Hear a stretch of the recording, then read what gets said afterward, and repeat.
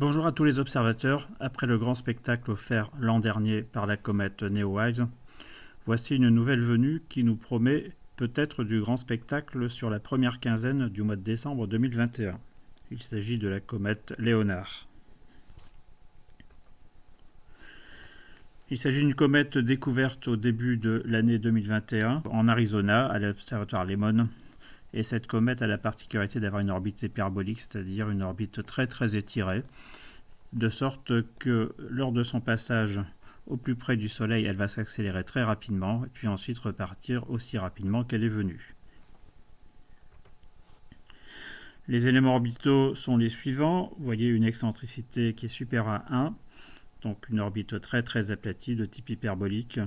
Une distance au périhélie qui est à 0,61 unités astronomiques, une inclinaison de 132 degrés, et donc un temps de passage au périhélie qui est au jour julien 2 459 582. Nous verrons sur la diapo suivante à quoi ça correspond. Le 12 décembre, la comète sera au plus près de la Terre à 34,9 millions de kilomètres. Le 3 janvier, elle sera au plus près du Soleil à 92 millions de kilomètres. Et elle sera exactement au point opposé de son orbite qui, il y a environ 35 000 ans, la mettait au plus loin du Soleil à 523 milliards de kilomètres.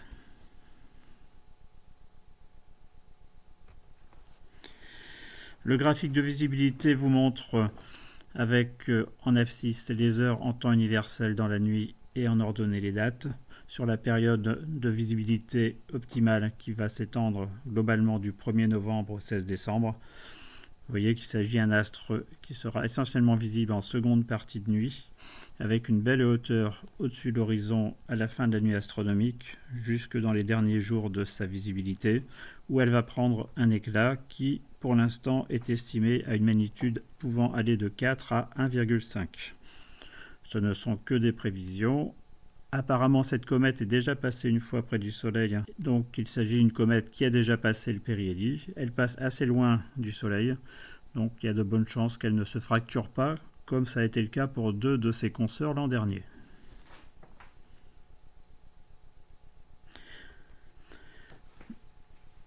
Au mois de novembre, une première plage de visibilité sans lune va intéresser globalement les 15 premiers jours, avec un lever à environ 23 heures en temps universel relativement stable durant cette période, et une hauteur qui va atteindre dans le nord de la France un peu plus de 50 degrés lors de la fin de la nuit astronomique.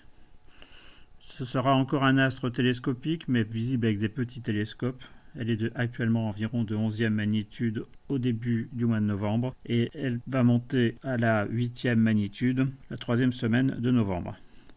Avant le retour de la Lune, elle sera encore de 10e magnitude. Quand on l'observera en fin de nuit astronomique, elle sera alors à peu près à 50 degrés de hauteur, et ensuite la Lune va revenir encombrer le ciel. Cependant, l'éclat de la comète devrait augmenter pour atteindre la magnitude 7 à la fin du mois, à nouveau dans un ciel sans lune, donc à la toute fin du mois de novembre. Son déplacement apparent sera peu important au début du mois, mais progressivement elle va s'accélérer. Durant toute cette période, elle va passer entre les constellations des chiens de chasse et de la chevelure de Bérénice. Ce sera donc un astre de seconde partie de nuit, donc visible au-dessus de l'horizon nord-est. Au mois de décembre, les conditions seront particulièrement favorables puisque pendant toute la visibilité de la comète, qui va glisser vers l'horizon rapidement, la nuit sera exempte de lune. Elle va se lever progressivement de plus en plus tard dans la nuit, pour ensuite disparaître vers le 13-14 décembre dans l'aurore, mais ce sera au moment de son plus grand éclat, et si celui-ci répond aux hypothèses les plus optimistes, elle continuera à être visible dans l'aurore et donnera un spectacle comparable à celui de la comète Neowise.